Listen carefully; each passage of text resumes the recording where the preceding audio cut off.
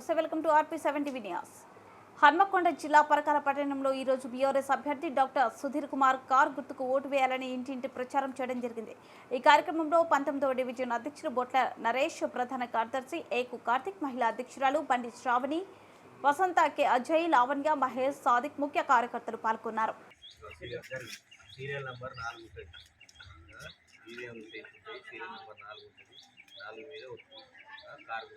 Photo ఉంటుంది, ఆయన photo ఉంటుంది, ఆయన ఫోటో ఉంటుంది, సేమ్ అదే ఫోటో ఉంటుంది. జై తెలంగాణ, జై తెలంగాణ, జై తెలంగాణ, కారు గుర్తుకే, కారు గుర్తుకే, జై తెలంగాణ.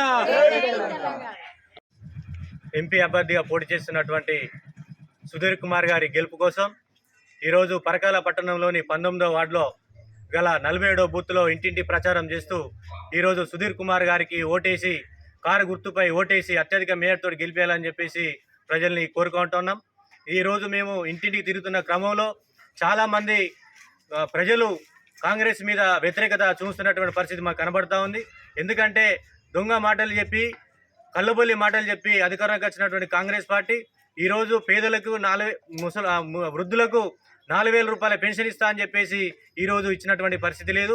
అదేవిధంగా మహిళలకి 2,500 రూపాయలు ఇస్తా అని చెప్పేసి ఇస్తున్నటువంటి పరిస్థితి లేదు.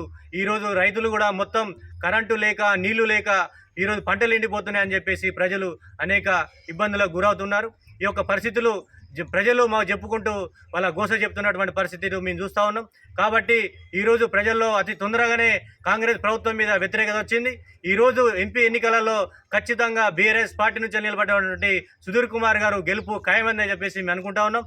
ఎందుకంటే ఈరోజు ప్రజలను ఏ విధంగా మభ్యపెట్టి ఈరోజు అధికారంలోకి వచ్చినటువంటి కాంగ్రెస్ పార్టీ ప్రజలను ఏ విధంగా మోసం చేసిందో ప్రజలు గమనిస్తూ ఉన్నారు. కాబట్టి ఇప్పుడు జరిగేటువంటి ఎన్నికలలో ఈ బీఆర్ఎస్ పార్టీకి ఓటు వేసి అత్యధిక మేయర్తో గెలిపించాలని చెప్పేసి కోరుకుంటున్నాం.